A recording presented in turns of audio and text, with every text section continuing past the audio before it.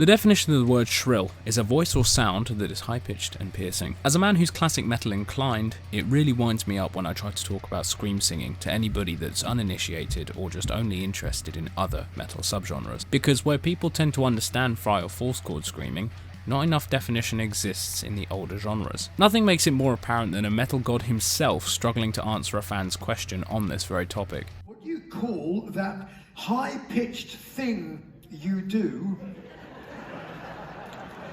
That's like what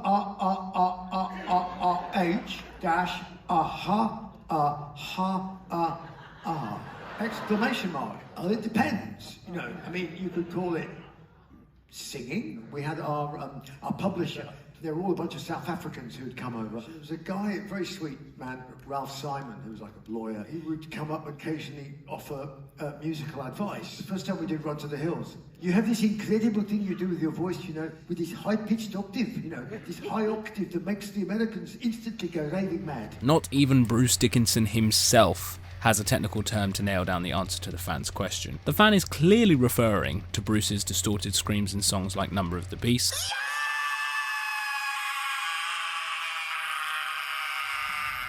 Rime of the Ancient Mariner,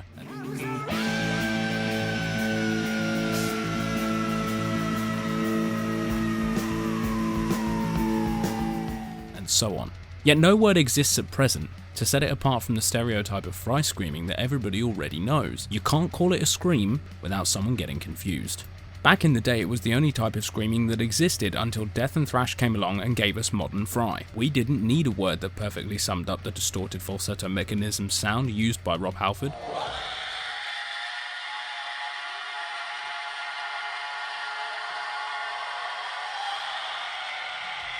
Eric Adams, Bruce Dickinson, Ian Gillan,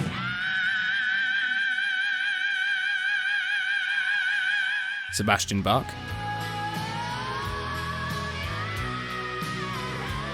Joey Belladonna, Corey Glover,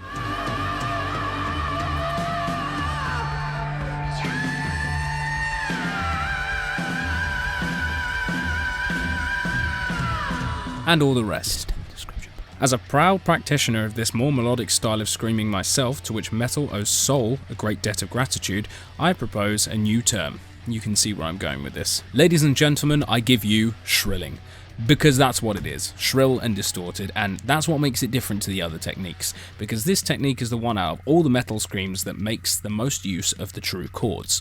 Its shrill quality can't be found the same way in other heavily distorted overtone screams like fry and false chord screaming. I look forward to a day where classic dusty metal boomers like myself don't have to answer, like Rob Halford, to every single question about our singing style, and I really hope people find some value in this idea. I think what sets it apart from the other styles is the fact that being able to hear a super high fundamental note with such power and overtones gives this amazing soaring spine-chilling feeling that other techniques don't, because gutturals are more driven by aggression and don't carry far due to the way they're projected. They're meant to terrify and to provoke and to connect with the listener's angst, but shrills are much closer to the way a human actually screams when in pain, or calling for help from the tribe from afar, and like any true chord engagement, it can carry for miles, so it awakens this primal urge in us to run towards it when we hear it, a rush of adrenaline you can only find in certain types of music. All in all, I hope we all give shrilling a bit more love, especially when metal holds a unique position of having numerous styles that can still be recognised as the same genre just with different flavour. So whether you fry, false chord or shrill scream, just remember, it's all metal, it's all power, and it's all for fun. Thanks for watching, and happy shrilling.